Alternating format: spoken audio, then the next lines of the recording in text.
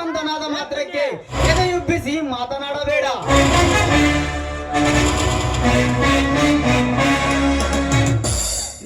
ಪ್ರೇಮರಾಜ್, ಬಾಯಿಗೆ ಬಂದಂತೆ ಹೊಗಳಬೇಡ. ನನಗೇನಾದರೂ ಕೋಪ ಬಂದರೆ ನಿನ್ನನ್ನು ಆ ಯಮನ ಬೆಟ್ಟಿಗೆ ಕಳಿಸಿಬಿಡುತ್ತೇನೆ. ಎಚ್ಚರ.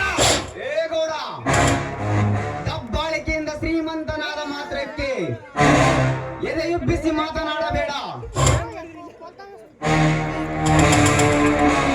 ಹಾಗಿದ್ದರೆ ಮೊನ್ನೆ ಯಾಕೆ ನನ್ನ ಮನೆಗೆ ರವಿಯನ್ನು ಕಳಿಸಿದ್ದೆ? ನಾನು ರವಿಯನ್ನು ನಿನ್ನ ಮನೆಗೆ ಕಳಿಸಿರುವೇನೆ.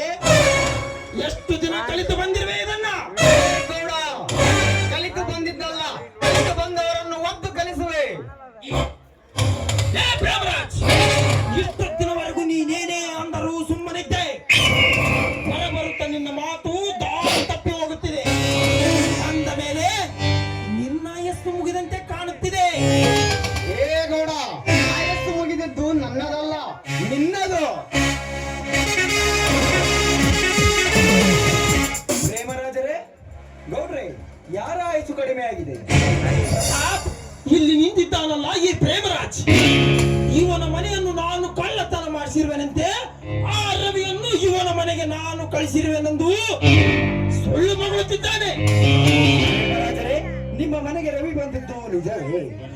ನನ್ನ ಮನೆಗೆ ರವಿ ಬಂದದ್ದು ನಿಜ, ಕಳ್ಳತನವಾಗಿದ್ದು ನಿಜ. ಕಳ್ಳತನ ಮಾಡಿರಬಹುದು, ಆದರೆ ಗೌಡ್ರೆ ಕಳ್ಳತನ ಮಾಡಿರೋದು ಯಾವ ಗ್ಯಾರಂಟಿ?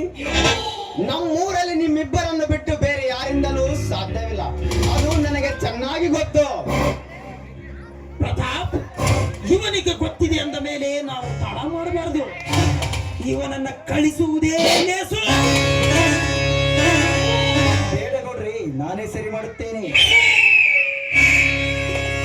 ಪ್ರೇಮರಾಜರೇ, ನಾವು ರವಿಯನ್ನು ಕೇಳಿದರೆ ಗೊತ್ತಾಗುತ್ತದೆ ಅಲ್ಲ ನಿಮ್ಮ ಮನೆಗೆ ಯಾರವನನ್ನು ಕಳಿಸಿದ್ದೆಂದು. ಹಾಗಾದರೆ ರವಿ ಎಲ್ಲಿರುವನು? ಅವನ ಮನೆಯಲ್ಲಿರುತ್ತಾನೆ.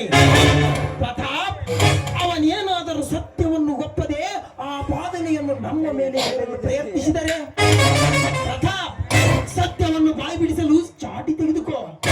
ನಡೀರಿ ಹೋಗೋಣ.